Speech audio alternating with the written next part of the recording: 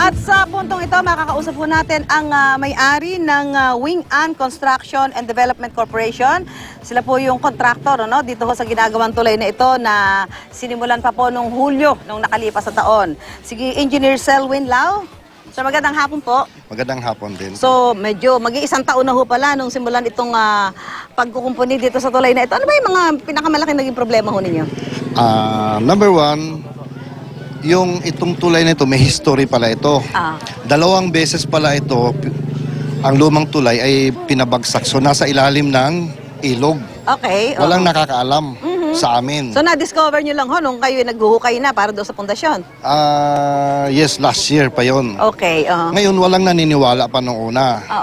Kasi ang nagkwento lang talaga sa amin dyan, isang matanda na parati nagpupunta rito. Pero yun yung sinasabi ng matanda, nararanasan na, experience na ng mga tao nyo dahil kapag nagkakaroon ng mga paghukay, kung nakikita ho nila, natatamaan ng mga equipment nyo. Hindi pa naman. During that time, meron lang, ay matanda siguro, baka interested siya sa, baka may anong meron sa ilalim, ganyan. Kaya kinakwento-kwentuhan niya ako. Kaya nga ako, nung una, iniisip ko, baka ano lang yun, yung siyempre tulay, lumang tulay, parang baliwala lang gano'n. Pero kinuwento ko na sa DPWS na merong story ganyan. So na-confirman nyo na ho na meron nga? Nung nagbutas na kami ngayon sa gitna, sunod-sunod na kami naka-encounter problem. Okay. So ang ginawa kasi ng DPWS ng una is lipat-lipat muna. Pag may problema, lipat sa iba. Pag may problema, lipat sa iba. And then, bandang muli, nasisira na mga equipment namin. Dahil ang nakukuha namin sa ilalim ng lupa ay bakal na talaga. Yung pangyari ho kanina na bigla hong bumigay, yung tulay at gumuho na para dahil sa lindol niya, kung titingnan natin, paano ho nangyari at may nasaktan na 2 tao nyo? Actually, hindi biglang bumagsak yun. Dahan-dahan? Hindi, dumaan ng crane namin. Dumaan ng crane nyo? Ito. Kasi ganito, dapat wala na kaming crane dyan. Okay. Problema, nasira itong isang crane namin, sasaklolo sana yung isa. Pero napilitan sila. So galing sa taas yung crane? Galing sa kabilang side. Kabilang side. So sa bigat? Tatawid sana siya. Kasi under demolition na talaga kami. Opo. So nang sumaklolo siya, napuruhan. So talaga, ibig sabihin niya, talaga mahina na yung pundasyon? Ay, matagal na kasi itong tulay na ito, may history ito na kinahoy ito ng mga mambabakal. Sa ilalim, parang ninanakaw ang bakal and then pinapakilo. So dito, ilang buwan ho ba ang kakailanganin ninyo?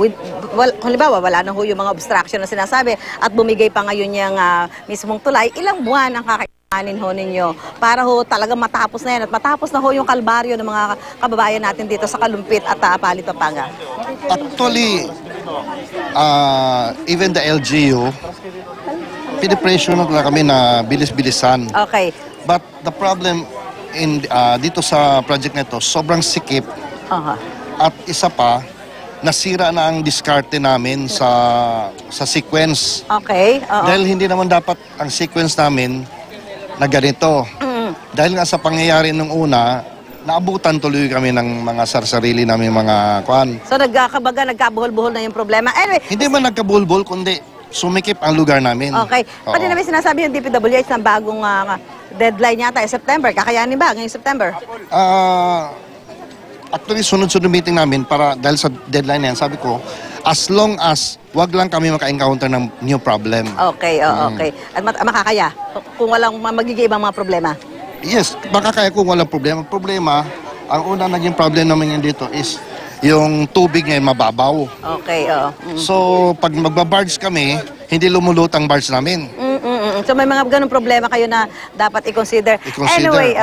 Anyway, sir, mamaya mag-uusap pa ho tayo. Maraming salamat sa binigay ninyo impormasyon. Hopefully, yung mga na-encounter yung problema ay masolusyon na rin para mabawasan na rin yung kalbaryo ng mga kababayan natin dito. Maraming salamat po.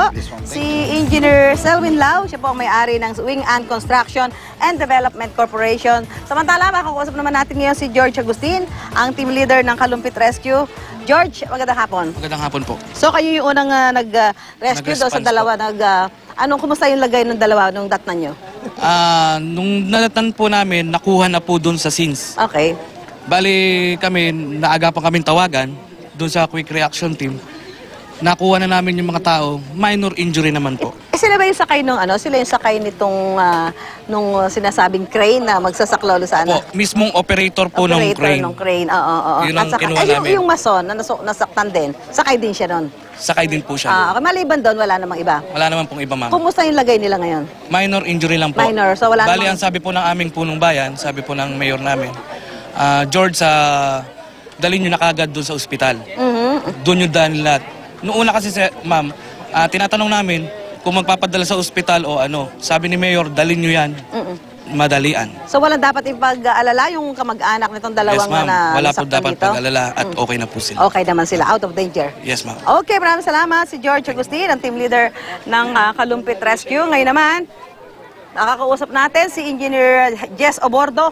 Siya po ang Assistant Chief ng Construction Division ng DPWH Region 3. Engineer, kanina sabi mo, ito nangyari pag-guho na yan ng tulay, makakatulong pa para mapabilis na ho yung paggagawa sa tulay. Opo, kasi po, instead na kami ang mag-demolish, circumstansya na ang nag-demolish. Okay, So meron kayong binigay na bagong deadline doon sa contractor of September this year. Kakayanin ba? Pinupukpok po namin ang Wing-An Construction na makatapos po siya dahil yon yung ipinangako ng kontrata. Oo, pero sa nasabi kanina ni Engineer Lau, mukhang kung walang magiging mga ibang problema, pero parang nawala na sila sa sequence ng kanilang trabaho. Paano ang gagawin ng DPWH para talagang ma-achieve at ma-meet yung deadline na yan na September at tapos na yung tulay? Minomonitor po namin araw-araw ang kanilang activities at saka dapat tumupad sa kontrata. Oo. Itong dinadaanan na hanging bridge nito mga residente po dito sa Kalumpit at mga taga dyan sa Apalit na dyan lamang ho sila talaga parang nagpapatintero, nagsisiksikan. Wala ho bang danger yan sa kanilang pang-araw-araw na buhay? Wala po, structurally Safe po yan? Safe po yan. Okay.